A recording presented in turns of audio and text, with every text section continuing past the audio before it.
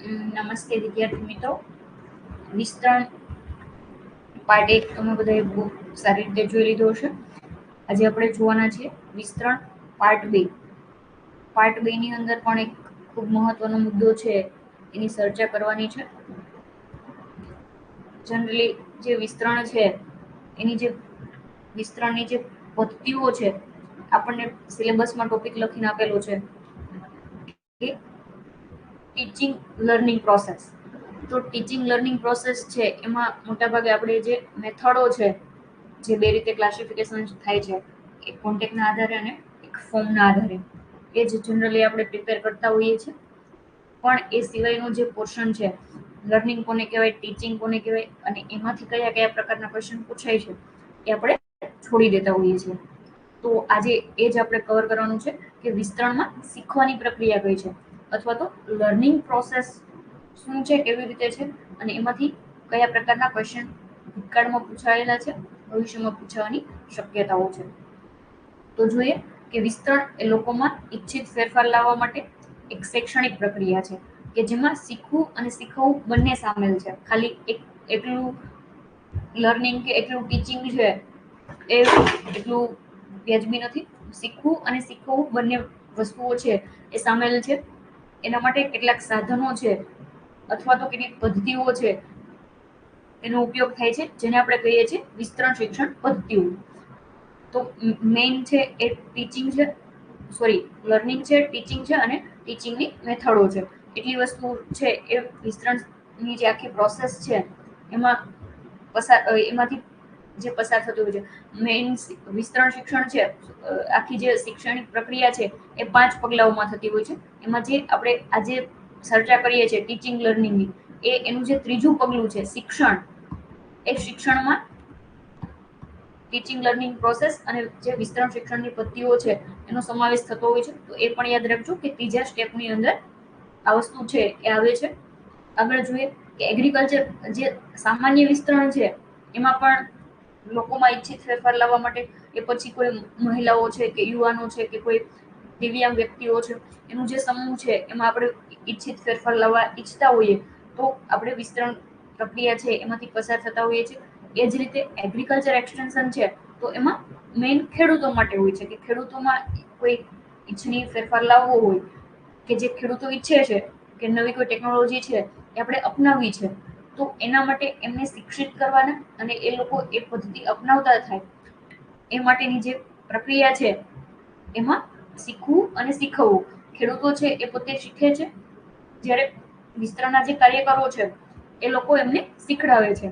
એટલે કઈ પદ્ધતિથી શીખવાડે છે, કયા કયા સાધનો છે, મોડેલ છે કે પછી કોઈ ટેપ રેકોર્ડર છે કે ટીવી છે કે એ રીતે કોઈ સાધન છે એનો ઉપયોગ કરે છે, કોઈ પદ્ધતિ છે એ અપનાવે છે.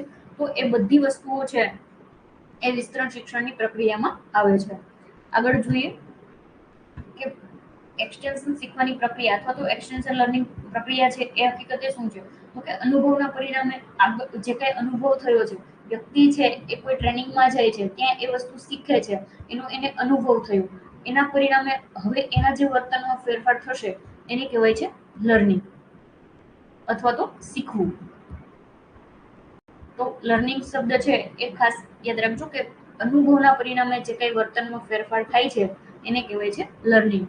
માણસ પોતે છે એ શું જાણતો હોય છે, શું વિચારતો હોય છે, કે એ શું કરી શકે છે, એ બધી વસ્તુ સાથે એની જે ભૌતિક સગવડો છે એનો ઉપયોગ કરી અને જે એ શીખે છે, એ શીખવાના આધારે જ એની પ્રગતિ છે એ થતી હોય છે. પોતે છે એની પાસે જાણકારી છે, એની પાસે વિચારો છે, પણ એની પાસે સાધન સગવડો નથી, અથવા તો સાધન સગવડો પણ છે પણ એને એ શીખીને આગળ વધવું જ નથી, તો પછી એની પ્રગતિ ન થઈ શકે. એટલે કે એની પાસે નોલેજ પણ હોવું જોઈએ, વિચારો પણ હોવા જોઈએ, બ્રોડ માઇન્ડ પણ હોવું જોઈએ અને એની પાસે સાધન સગવડો પણ હોવી જોઈએ. એ રીતે જો એ બધાનો ઉપયોગ કરી અને શીખવાની કોશિશ કરશે તો એ વ્યક્તિની પ્રગતિ થશે.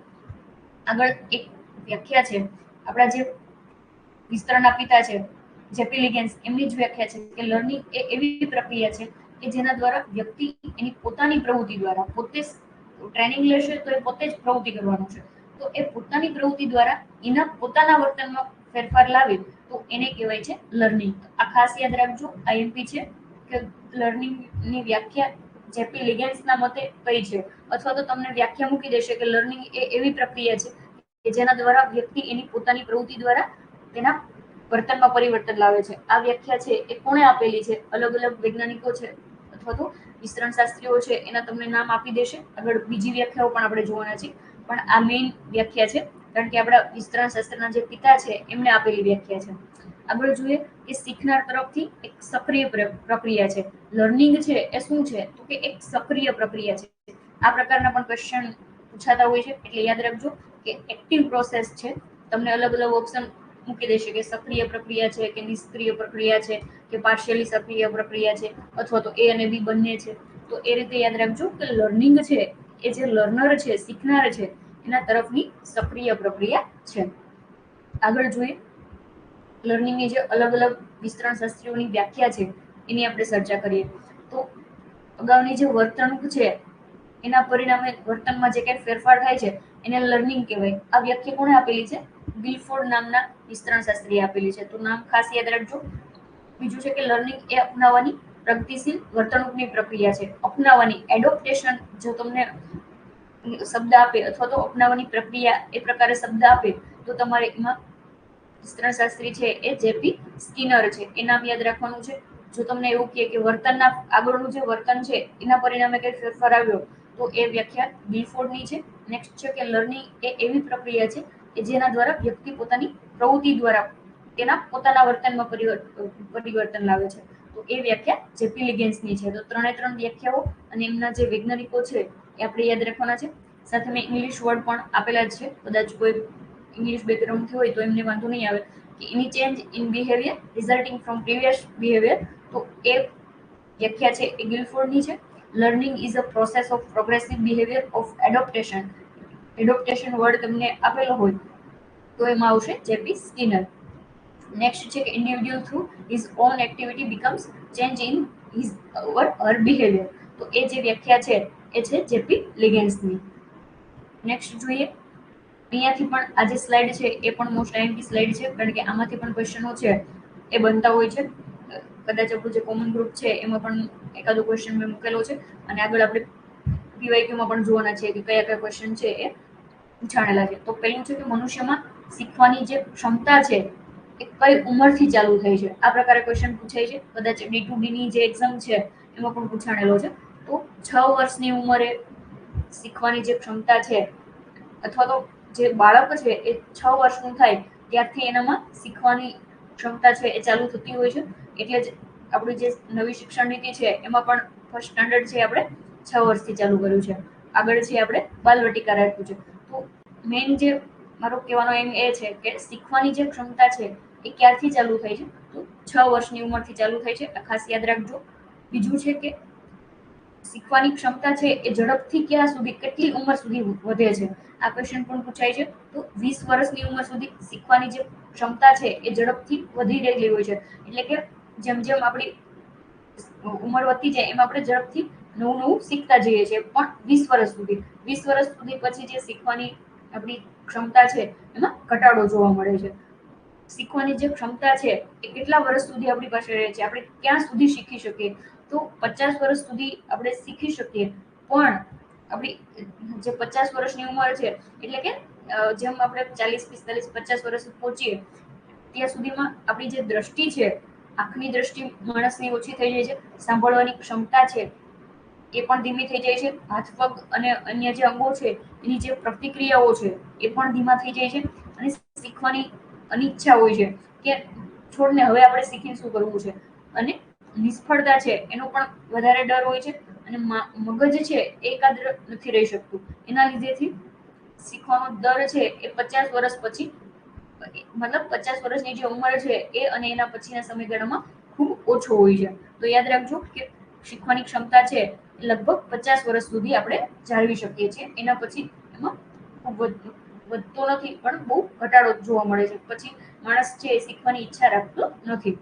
તો ત્રણે ત્રણ વસ્તુ યાદ રાખવાની છે કે ક્યારથી શીખવાની ક્ષમતા ચાલુ થાય છે? 6 વર્ષની ઉંમરથી. ઝડપથી ઝડપથી વધવાનો જે સમયગાળો છે એ કેટલા વર્ષ સુધી છે? તો 20 વર્ષ સુધી ઝડપથી વધે છે. અને જે ક્ષમતા છે એ આપણે લગભગ 50 વર્ષ સુધી જાળવી શકીએ છીએ. એના પછી એનું જે દર છે એ એકદમ ઘટી જાય છે. આગળ વધીએ. લર્નિંગની કેટલીક હકીકતોમાં જે નેક્સ્ટ મુદ્દો છે એ છે કે લર્નિંગ છે એ કઈ રીતે માપી શકાય છે. કોઈ વ્યક્તિ છે એ શીખવું છે તો એ આપણે કઈ રીતે માપી શકીએ, એનું મેઝરમેન્ટ આપણે કરવું હોય તો કઈ રીતે કરી શકીએ? તો એના માટેના 3 પરિબળો છે. આ પણ યાદ રાખજો. એક છે ચોકસાઈ અથવા તો એક્યુરેસી, એટલે કે કેટલું સચોટ છે એ વ્યક્તિ યાદ રાખી શકે છે. જેમ કે 3 વિદ્યાર્થીઓ છે. ઉદાહરણ સાથે હું તમને સમજાવું. એક વ્યક્તિ છે એમ કહે છે કે મેં નેમરાજ છે એ ખાલી 2 મહિનામાં વાંચી નાખી છે. એટલા 2 મહિનામાં એ વ્યક્તિએ વાંચી નાખી છે. બીજો વ્યક્તિ છે, આ એ નામનો વ્યક્તિ છે, આ બી નામનો વ્યક્તિ છે, આ સી નામનો વ્યક્તિ છે. આ ભાઈ કહે છે કે મેં 3 મહિનામાં વાંચી છે. અને છેલ્લા સી નંબરના ભાઈ છે એ એમ કહે છે કે મેં 6 મહિનામાં નેમરાજ છે એ 6 મહિના સુધી વાંચી છે અને એ મેં વાંચી નાખી છે. ત્રણેય મિત્રો વાત કરતા હોય છે. બીજા ભાઈ કે એટલે આ ત્રણેયની સ્પીડ છે એ અલગ અલગ છે. એકની 2 મહિના છે, 3 મહિના છે, 6 મહિના. તો એ આપણે ઝડપની રીતે મેજરમેન્ટ કર્યું. આ જ વ્યક્તિઓ છે આ ભાઈ કહે છે કે હા મેં વાંચ્યું છે પણ મારે 100 માર્ક્સનું પેપર હતું તો એમાં 60 માર્ક્સ જ આવેલા છે. નેમરાજનું આખું પેપર બનાવેલું હતું પણ છતાં મારે 60 માર્ક્સ આવ્યા છે. બીજા ભાઈ કહે છે કે મારે 70 જેવા કવર થયા છે. બીજા ભાઈ કહે છે કે મારે 90 માર્ક્સ આવ્યા છે. તો એ એક્યુરેસી છે એ એક્યુરેસીની વાત છે કે વાંચેલું તો છે પણ એ એક્યુરેટ કેટલું છે. બીજું છે કે જાળવણી, રિટેન્શન. હવે જ્યારે ફરી વખત 1-2 મહિના પછી આ બધા 3 મિત્રો મળે છે તો ચર્ચા કરે છે કે નેમરાજમાં યાર મને તો પેલા નંબરના ભાઈ કહે છે કે મને એન્ટોમોલોજી છે અત્યારે હવે બિલકુલ યાદ નથી. તો એ શું થયું? તો કે એનો રિટેન્શન સમય છે એટલે કે કેટલા સમય સુધી એ યાદ રાખી શકે છે એ સમય હવે એમનો ઘટી ગયો છે. એનો રિટેન્શન સમય છે એ ઓછો છે. બીજા નંબરના ભાઈ કહે છે કે મને એન્ટોમોલોજી છે, બીજા બધા સબ્જેક્ટ યાદ છે પણ એન્ટોમોલોજી 50% જેવું યાદ છે. તો એની જાળવણીનો પીરિયડ છે એ પણ થોડો ઓછો છે. ત્રીજા નંબરના ભાઈ કહે છે કે હા મેં 6 મહિના સુધી નેમરાજ છે એના ઉપર ફોકસ કરેલું અને મને અત્યારે ઓલમોસ્ટ કયા પેજ ઉપર શું આવેલું છે એ બધું યાદ છે. તો એ શું થયું? તો કે એનો રિટેન્શન ટાઈમ છે એ સારો છે. તો એ રીતે આપણે લર્નિંગને 3 પરિબળોથી મેજર કરી શકીએ છીએ અને 3 કયા કયા છે એ ખાસ આપણે યાદ રાખવાના છે. નેક્સ્ટ જોઈએ કે શીખવું અને શીખવવું, લર્નિંગ અને ટીચિંગ છે એક સિક્કાની 2 બાજુઓ છે. તો એ યાદ રાખવાનું છે. મતલબ કે બંને છે એકબીજાથી સંબંધિત છે. જો લર્નિંગ છે જે શીખવાની પ્રક્રિયા છે એ જે શીખવનાર છે એના ઉપર ડિપેન્ડેન્ટ છે. જો તમારો ઇન્સ્ટ્રક્ટર છે એ વ્યક્તિ જ સારું નહીં હોય, હું તમને ભણાવું છું પણ જો હું જ તમને સારું ન ભણાવું તો પછી તમે સારું નથી શીખી શકવાના. એટલે ટીચિંગ અને લર્નિંગ એ બંને એક સિક્કાની 2 બાજુઓ છે.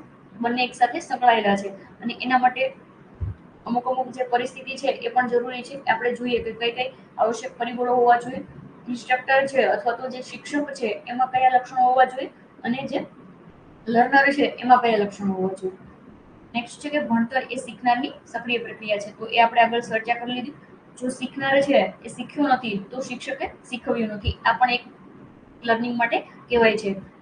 મેઇન એ જ છે કે શિક્ષક છે એ જો તમને સારી રીતે શીખડાવશે, ઇન્સ્ટ્રક્ટર છે એ જો તમને સારી રીતે ટ્રેનિંગ આપશે તો જ તમે સારી રીતે શીખી શકશો.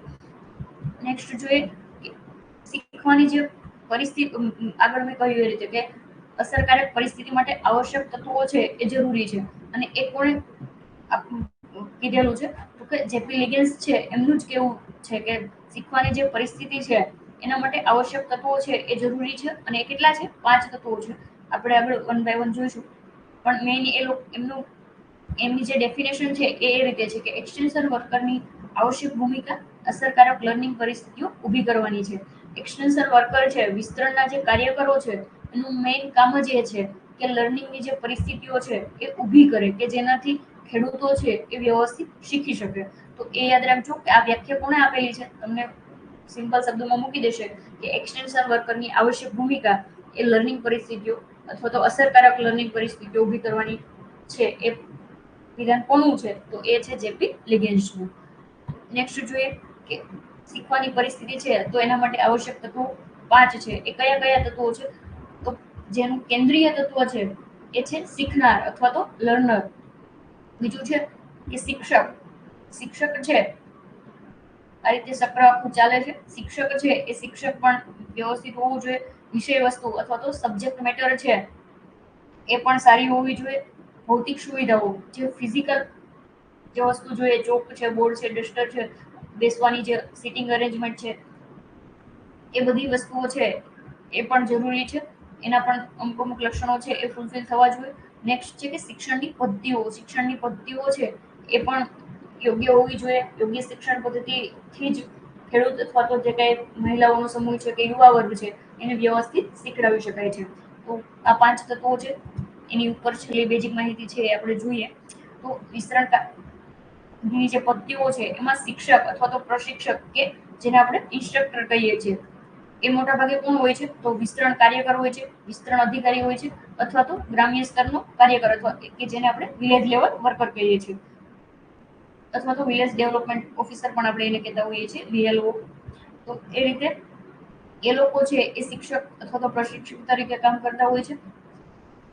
જે સફળ શિક્ષક છે એને અમુક અમુક મહત્વપૂર્ણ બાબતો છે અથવા તો એમાં એ મહત્વપૂર્ણ કેરેક્ટરિસ્ટિક્સ છે એ હોવી જોઈએ તો એને સફળ શિક્ષક ગણી શકાય. એક છે કે શીખનાર જે છે એના સ્વભાવને સમજવું જોઈએ અને એના જે હેતુઓ છે અને એની જે ક્ષમતાઓ છે એના મૂલ્યાંકન કરવાની ક્ષમતા હોવી જોઈએ. શિક્ષક છે અથવા તો ટ્રેનર છે એ ખેડૂતોને બોલાવી અને કોઈ મુદ્દો છે એ સમજાવી રહ્યા છે, પણ એનું જે ખેડૂતોનો જે સ્વભાવ છે, કોઈ ખેડૂત છે એ હસી મજાક કરે છે, ટીખળથી કંઈક બોલે છે, તો સામે જે શીખનાર છે એને સમજવું જોઈએ કે ખેડૂતનો સ્વભાવ છે એ બોલવાના છે, આપણે એની સામે નથી કઈ બોલવાનું. એ રીતે એનો જે સ્વભાવ છે એ સમજતા હોવા જોઈએ. બીજું છે કે લાગણીઓ, ભાવનાઓ અને વલણ પ્રત્યે યોગ્ય રીતે પ્રતિક્રિયા આપતા હોવા જોઈએ. જે વિસ્તાર છે, ગ્રામ્ય વિસ્તાર છે, એ વિસ્તારની જે કઈ એની જે પરંપરા છે અથવા તો એની જે કઈ લાગણીઓ છે તે એની સાથે જે કઈ જોડાણેલી પરિસ્થિતિ છે એ સમજનારો વ્યક્તિ હોવો જોઈએ. નેક્સ્ટ જોઈએ કે હકીકત પ્રત્યે સભાન હોવો જોઈએ. જે કઈ ટોપિક છે હાઇલ્ડિંગ વેરાયટીની આપણે વાત કરતા હોઈએ કે હાઇલ્ડિંગ વેરાયટી છે એની ભલામણ માટે આપણે ખેડૂતોને બોલાવેલા છે, તો એમને હકીકત જે છે એ વસ્તુ જે ફેક્ટ છે એ ફેક્ટ જ આપણે ખેડૂતોને સમજાવવાના છે. ખોટી વસ્તુઓ છે એને નથી સમજાવવાની. બીજું છે કે વ્યવસાયિક અથવા તો પ્રોફેશનલ રીતે સતર્ક હોવું જોઈએ. એનામાં પ્રોફેશનાલિટી હોવી જોઈએ. ગમે તેમ બોલવાનું કે પછી ગમે તે રીતે બિહેવ કરવાનું એ ન હોવું જોઈએ. એક સતર્ક વ્યક્તિ હોવો જોઈએ. બીજું છે કે સંવાદોને સરળ બનાવવા માટે જનતાની નજીક હોવો જોઈએ અને એની સાથે સમાન જૂથોથી જોડાણેલો હોવો જોઈએ. એટલે કે શું? તો કે જે વિસ્તરણ કાર્ય કરે છે અથવા તો ગ્રામ સેવક છે કે વિસ્તરણ અધિકારી છે, તો એમને શું કરવું, એ લોકોનો કોન્ટેક્ટ છે એ ગ્રામ્ય વિસ્તારમાં વધારે હોય છે. અને એ શું કામ હોય છે? કારણ કે એ જનતા અથવા તો ખેડૂતો છે એની સાથે કોન્ટેક્ટ ડેવલપમેન્ટ કરશે તો જ જે ખેડૂતો છે એ પોતાનું જે મૂંઝવણ હશે એ ખેડૂતો જે કઈ કાર્ય કરે છે એની સુધી પહોંચાડી શકશે. એટલે જનતાની નજીક મતલબ કે વચ્ચેનું અંતરની વાત નથી, પણ એ એકબીજાને સમજી શકે એ પ્રકારનું રિલેશન હોવી જોઈએ. નેક્સ્ટ જોઈએ શીખનાર છે એ મોટાભાગે કોણ હોય છે? તો ખેડૂતો છે, ખેતમજૂરો અથવા તો મહિલાઓ છે અને યુવાનો એ શીખનાર તરીકે હોય છે અથવા તો લર્નર તરીકે હોય છે. મેઇન આજે હાઇલાઇટ કરેલું તમને આપેલું છે કે લર્નર એ શીખવાની પરિસ્થિતિનું કેન્દ્રીય તત્વ છે. એક ક્વેશ્ચન પૂછાતો હોય છે કે શીખવાની પ્રવૃત્તિ અથવા તો શીખવાની પ્રોસેસ છે એમાં કેન્દ્રીય તત્વ કયું છે? તો એનું જે કેન્દ્રીય તત્વ છે એ લર્નર અથવા તો શીખનાર હોય છે. તો એ યાદ રાખજો. બાકી તો આપણે જોઈએ તો કે આગળ જે રીતે શીખવું છે એ શીખનારની સક્રિય પ્રક્રિયા છે. નેક્સ્ટ છે કે જે લર્નર છે એ કયા પ્રકારના હોવા જોઈએ? તો કે જો એને છે જોવાનું, સાંભળવાનું, અનુભવવાનું, સ્પર્શવાનું એ બધા પ્રકારની વસ્તુઓ છે એ પોતે ત્યાં જઈને કરવાની છે અથવા તો જે કઈ ટ્રેનિંગ લેવાની છે ત્યાં એ બધી વસ્તુ એને એમાં ધ્યાન આપવાનું છે કે એને સાંભળવાનું છે, અનુભવવાનું છે, જોવાનું છે. એ રીતે જે લર્નર છે એમાં પણ ચોક્કસ ગુણો છે એ હોવા જોઈએ. જેમ કે કયા કયા ગુણો હોવા જોઈએ? તો કે એ જે વિષય છે એના ઉપયોગ અંગે એને સ્પષ્ટ ઉદ્દેશ્ય હોવા જોઈએ કે એ કોઈ હાઇલ્ડિંગ વેરાયટીની ટ્રેનિંગમાં આવેલા છે તો એમને સ્પષ્ટ એમનું હોવું જોઈએ કે મારે હાઇલ્ડિંગ વેરાયટી અપનાવવાથી મારું જે જે તે પાક છે, તુવેરનો પાક છે તો તુવેરનું ઉત્પાદન વધારવાનું છે. એ રીતે એનું ઉદ્દેશ્ય છે એ સ્પષ્ટ હોવું જોઈએ. એને એ વિષયમાં રસ હોવો જોઈએ. એમનો રસ હોવો જોઈએ કે મારે તુવેરનું ઉત્પાદન છે એ વધારવું છે. જો એને રસ જ નહીં હોય તો પછી આપણે ગમે એટલી મહેનત કરીએ કંઈ ફાયદો ન થાય. બીજું છે કે વિષય વસ્તુ છે એની જરૂર હોવી જોઈએ. તુવેરનું ઉત્પાદન વધારવું છે પણ એને જરૂરિયાત હોવી જોઈએ કે હા મારે ઉત્પાદન વધારવું છે, એનાથી આવક વધશે તો મારો સામાજિક દરજ્જો છે કે આ છે તે છે એ ઉપર આવશે. તો એ વિષય વસ્તુની એને જરૂર હોવી જોઈએ. બીજું કે સમજવાની ક્ષમતા અને વિષયને લાગુ કરવાની તક હોવી જોઈએ. આપણે હાઈ yielding વેરાયટીઝ નો ટ્રેનિંગ પ્રોગ્રામ રાખેલો છે અને ત્યાં આપણે MSc PhD લેવલની વાતો કરીએ તો એ જે ખેડૂત છે એ સમજી નથી શકવાના. એટલે એની જે સમજવાની જેટલી ક્ષમતા છે એટલું જે ઇન્સ્ટ્રક્ટર છે એમને સમજાવવાનું છે અને એનામાં એટલી બેઝિક સમજ ટૂંકમાં હોવી જોઈએ, એટલી સમજવાની ક્ષમતા હોવી જોઈએ. બીજું છે કે શારીરિક અને માનસિક રીતે તૈયાર હોવું જોઈએ. વ્યક્તિ છે એ મેન્ટલી અને ફિઝિકલી પ્રિપેર હોવો જોઈએ કે હા આ જે તે મુદ્દો છે અથવા તો આ જે તે ટેકનોલોજી છે એ મારે અપનાવવી છે. નેક્સ્ટ જોઈએ કે વિષય વસ્તુ અથવા કન્ટેન્ટ અથવા તો સબ્જેક્ટ મેટર ને કન્ટેન્ટ છે એ કયા પ્રકારનું હોવું જોઈએ. તો જે આદર્શ વિષય વસ્તુ છે એના પણ અમુક ગુણો છે કે શીખનારાઓની જે જરૂરિયાતો છે એ જરૂરિયાતો અને એની જે રુચિઓ છે એની સાથે સુસંગત હોવા જોઈએ, એની સાથે સંકળાયેલા હોવા જોઈએ. માન્ય અથવા તો અધિકૃત હકીકતલક્ષી અને લાગુ પડતું હોવું જોઈએ. જે કંઈ સબ્જેક્ટ આપણે લઈએ છીએ, હાઈ yielding વેરાયટી લીધી આપણે તો એ તુવેરના પાકની હાઈ yielding વેરાયટી હોય તો એનાથી જે ઉત્પાદન વધતું હોય એ ડેટા છે એ ફેક્ટ હોવા જોઈએ, વેલિડ હોવા જોઈએ, ઓથેન્ટિક હોવા જોઈએ. પછી ઉત્પાદન વધતું હોય 5% અને આપણે એમને કહીએ કે આ હાઈ yielding વેરાયટી થી 50% ઉત્પાદન વધે છે તો એ ખેડૂત વિશ્વાસ ન કરી શકે. એટલે વેલિડ, ઓથેન્ટિક અને ફેક્ચ્યુઅલ હોવા જોઈએ અને સાથે સાથે એ લોકોને લાગુ પડતા હોવા જોઈએ, એપ્લિકેબલ હોવા જોઈએ કે હા તુવેરનું ઉત્પાદન આપણે વધારવાનું છે તો એનાથી 5% ઉત્પાદન વધે છે તો મને ફાયદો થશે. એ પ્રકારે એમને લાગુ પડતું હોવું જોઈએ. નેક્સ્ટ છે કે સુવ્યવસ્થિત હોવું જોઈએ, વેલ ઓર્ગેનાઇઝ હોવું જોઈએ. આપણે હાઈ yielding વેરાયટીની વાત કરવા માટે એ લોકોને બોલાવેલા છે અને પેલા આપણે એમ કહીએ કે હાઈ yielding વેરાયટીની વાત છે ને આપણે વાત કરતા હોઈએ કે ફર્ટિલાઇઝર છે એ તમે વધારે નાખો તો ઉત્પાદન વધારે મળે, દવાઓ તમે વધારે છાંટો તો તમને ઉત્પાદન વધારે મળે. તો એ કેવું થઈ ગયું કે પેલા આપણે એને બીજા બધા પેરામીટર છે એમને ખાતર વધારે વાપરો, દવાઓ વધારે વાપરો એ પ્રકારે પ્રમોટ કરે અને છેલ્લે આપણે એમ કહીએ છીએ કે હાઈ yielding વેરાયટી જો તમે હાઈ yielding વેરાયટીના બીજ વાવશો તો તમને 5% ઉત્પાદન છે એ વધુ મળશે. તો એવું માહિતી કેવી થઈ ગઈ કે વેલ ઓર્ગેનાઇઝ નથી. પેલા આપણે કંઈક અલગ વાતો કરતા હતા, છેલ્લે આપણે કન્ક્લુઝનમાં કંઈક અલગ કહીએ છીએ. તો એ રીતે ન હોવું જોઈએ, વેલ ઓર્ગેનાઇઝ હોવું જોઈએ. બીજું છે કે એવા લેવલનું હોવું જોઈએ કે જે શીખનારાઓ છે એ સમજી શકે.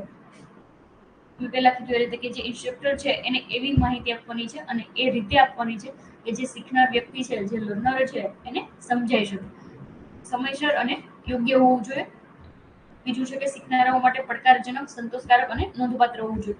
એટલે કે જે હાલની જે સમસ્યા છે, જેમ લાઈવ ઉદાહરણ જોઈએ કે કપાસ છે એમાં પિંક બોલવર્મની સમસ્યા છે તો એ શું છે તો કે એક ચેલેન્જ છે, પડકારજનક છે અને એમાં જો આપણે કંઈ ઇનોવેટિવ ટેકનોલોજી અથવા તો કંઈ નવી પદ્ધતિ કે નવી કોઈ બિયારણની જાત છે એ આપીએ તો એ એને અત્યારે સેટિસ્ફાઈંગ સંતોષકારક હોઈ શકે અને સિગ્નિફિકન્ટ હોઈ શકે. કારણ કે એનાથી એને ફરક પડવાનું છે. તો એ પ્રકારની કોઈ ટેકનોલોજી અથવા તો પ્રોડક્ટ છે એ હોવી જોઈએ. નેક્સ્ટ જોઈએ કે ભૌતિક સુવિધાઓ અથવા તો ફિઝિકલ ફેસિલિટી. તો જે શીખનારાઓ છે, જે લર્નર છે એને પોતાને આનંદદાયક અનુભવ થાય, એમને સારું લાગે એ પ્રકારની કોઈ પણ વસ્તુઓ છે આપણે જેમ કે બેસવાની અરેન્જમેન્ટ છે, ચેર છે એ સારી કન્ડિશન વાળી સારી વ્યવસ્થિત ચેર રાખીએ, સામે બોર્ડ છે એ વ્યવસ્થિત રાખીએ, ચોક છે એ વ્યવસ્થિત રાખીએ અને જ્યારે લખતા હોઈએ ત્યારે ધીમા અવાજે વ્યવસ્થિત લખાય એ પ્રકારનું હોય. સાથે સાથે કોઈ મોડેલ છે એનો આપણે યુઝ કરીએ, બોર્ડ છે, ચાર્ટ છે, સમજાવવા માટે એ કઈ વસ્તુઓ છે એ વાપરીએ તો એ થશે ભૌતિક સુવિધાઓ કે જેનાથી જે શીખનાર વ્યક્તિ છે એને આનંદ થાય, એને શીખવાની મજા આવે. નેક્સ્ટ છે શિક્ષણ સાધનો અથવા તો ટીચિંગ ઇક્વિપમેન્ટ. તો ટીચિંગ ઇક્વિપમેન્ટ એટલે શું તો કે કોઈ પણ સહાયક પદ્ધતિ અથવા તો સહાયક મટીરિયલ લઈએ જેમ કે આપણે હાઈ yielding વેરાયટી ની ટ્રેનિંગ છે તો એની અંદર કોઈ ટેપ રેકોર્ડર છે એ લઈ આવીએ, કે કોઈ સાયન્ટિસ્ટ છે એમને વ્યવસ્થિત સમજાવેલું હોય એ ટેપ છે આપણે રેકોર્ડ કરી અને એ લોકોને ત્યાં સંભળાવીએ તો એ લોકોને મજા આવશે અને એ સમજી શકશે. સાથે સાથે કોઈ આપણે સીડી ડીવીડી ની સાથે ટીવી છે એના ઉપર કોઈ આખી જે ફિલ્મ રીતે કે રીતે પ્લે કરીએ તો પણ એ લોકોને મજા આવશે. તો એ રીતે જે કંઈ સહાયક મટીરિયલ અથવા તો સહાયક વૃત્તિ છે એ આપણે લઈએ તો જેનાથી જે પ્રશિક્ષક છે અથવા તો ઇન્સ્ટ્રક્ટર છે એ ડાયરેક્ટ જે સંદેશો છે એ એના જે લર્નરો છે, શીખનારાઓ છે એને યોગ્ય રીતે પહોંચાડી શકશે. તો મેઇન જે સાધનો છે એ ઘણા હેતુઓ માટે વપરાતા હોય છે, જેમ કે લર્નિંગ છે એને પ્રમોટ કરવું વધુ સારી રીતે લક્ષી હોવું જોઈએ, એટલે કે જે આપણું લક્ષ્ય છે એમાં કંઈક વધારો કરે અને સારી રીતે સમજાવી શકે. બીજું છે કે સહેલાઈથી ઉપલબ્ધ હોવું જોઈએ. જે કંઈ સાધન આપણે વાપરીએ છીએ એ જે તે જગ્યાએ ઇઝીલી મળી શકે એમ હોવું જોઈએ. આપણે વાત કરતા હોઈએ કે આ જે વિસ્તરણ અધિકારી છે એમને XYZ એરિયામાં જઈ અને ત્યાં ટીવી છે એના ઉપર આ જે ફિલ્મ છે એ બતાવવાની છે. હવે એ એરિયામાં ઇલેક્ટ્રિસિટી નથી, તો પછી એની અવેલેબિલિટી નથી અને એનો યોગ્ય રીતે ઉપયોગ ન થઈ શકે. આગળ જોઈએ કે શીખનારની ક્ષમતા, કદ, રસ અને ઉંમર અને શૈક્ષણિક લાયકાત પ્રમાણે હોવું જોઈએ. જે ખેડૂતો છે એને તમે ગુજરાતીમાં જે ફિલ્મ છે એ બતાવશો તો એ સમજી શકશે, પણ તમે ઇંગ્લિશના રિસર્ચ પેપર છે એ એમની સામે બતાવી દેશો કે જુઓ તમે આ રિસર્ચ પેપરમાં આ લખેલું છે, આ રિસર્ચ પેપરમાં આ લખેલું છે, તો એ લોકોને સમજવાનું અઘરું પડશે. બીજું છે કે કુશળતાપૂર્વક ઉપયોગ કરી શકવા જોઈએ. જે તે ઇન્સ્ટ્રક્ટર છે એમને એ વસ્તુ છે એ વાપરતા આવડવી જોઈએ. તમે એ જે મેથડ અથવા તો જે કંઈ પદ્ધતિ ઉપયોગ કરો છો એ એમને જ નથી વાપરતા આવડતી તો ત્યાં હો હલ્લો થઈ જશે કે આમને તો ફાવતું નથી, તો હવે શું ટાઈમ વેસ્ટ કરવાનો છે એ પ્રકારે. બીજું છે કે રુચિ છે વધારનાર હોવું જોઈએ. જે કંઈ સાધન તમે ઉપયોગ કરો છો એનાથી ખેડૂતો અથવા તો જે શીખનારાઓ છે એનો ઇન્ટરેસ્ટ વધવો જોઈએ. નેક્સ્ટ છે કે શીખનારાઓ અને પ્રશિક્ષકો વચ્ચે સામાન્ય સમજણ ઊભી કરવી જોઈએ. કોમન અન્ડરસ્ટેન્ડિંગ બંને વચ્ચે બને એ પ્રકારની શિક્ષણ સાધન છે એનો ઉપયોગ આપણે કરી શકીએ. તો આ પ્રકારે વિસ્તરણ છે એના બધા ટોપિકો છે કવર કરવા જરૂરી છે. એક સ્ટુડન્ટ છે એમની કમેન્ટ હતી કે બેન તમે વિસ્તરણ છે એ આખું કવર કરાવજો. તો જે મુદ્દાનું કન્ટેન્ટ ઓછું છે માર્કેટમાં એ બધા મુદ્દાઓ છે એ હું મેક્સિમમ કવર કરાવીશ. આખું વિસ્તરણ છે એ કવર કરાવવું પોસિબલ નથી, કારણ કે 20-25 લેક્ચર છે એ એક વિસ્તરણ વિષયના જ થઈ શકે, એટલે એટલા બધા લેક્ચર છે એ હાલ હવે શક્ય નથી. સિલેબસ થોડું મોડું આવેલું છે એટલે ટૂંકા સમયગાળામાં કવર કરવા શક્ય નથી. છતાં પણ જો તમને એવું લાગતું હોય કે મેડમ જે ભણાવે છે એ એક્ઝામ ઓરિએન્ટેડ છે, અમને કંઈક હેલ્પફુલ થઈ શકે એવું છે, તો આપણો જે ફૂલ કોર્સ છે એ જ્ઞાન સાગર એપ્લિકેશન ઉપર અવેલેબલ છે. ત્યાંથી તમે જોઈ શકો છો કોર્સમાં કયા પ્રકારનું કન્ટેન્ટ છે અને મેડમે કેટલા લેક્ચર લીધેલા છે અને કેવી રીતે લેક્ચર પ્લસ પીડીએફ મટીરિયલ તમને મળે છે. અને સાથે સાથે જો તમે એ કોર્સમાં એનરોલ કરો છો તો તમને મોક ટેસ્ટ છે એ પણ મળે છે. એમાં 28 હાફ જેટલી મોક ટેસ્ટ છે અને 7 ફૂલ મોક ટેસ્ટ છે. નેક્સ્ટ જોઈએ કે આ જે ટોપિક છે એમાંથી કયા કયા ક્વેશ્ચનો પહેલા પૂછાણેલા છે અને હવે પૂછાવાની શક્યતાઓ છે. તો ખાલી જગ્યા વર્ષોની ઉંમર સુધી લર્નિંગ પ્રક્રિયા છે એ ઝડપથી વધે છે. તો આ ક્વેશ્ચન મેં તમને કીધું કે આઈએમપી છે અને એ પૂછાય પણ છે. તો એમાં કરેક્ટ આન્સર છે એ 20 થશે. નેક્સ્ટ છે કે શીખવાની પરિસ્થિતિનું કેન્દ્રીય તત્વ છે એ ખાલી જગ્યા છે. ખાલી જગ્યા is a central element of learning situation. તો એ છે લર્નર. તો એ પણ આપણે ડિસ્કસ કર્યું. નેક્સ્ટ છે કે મનુષ્યમાં શીખવાની જે ક્ષમતા છે એ ખાલી જગ્યા વર્ષની ઉંમરથી શરૂ થાય છે. તો આ ક્વેશ્ચન છે એ પણ મોસ્ટ આઈએમપી છે.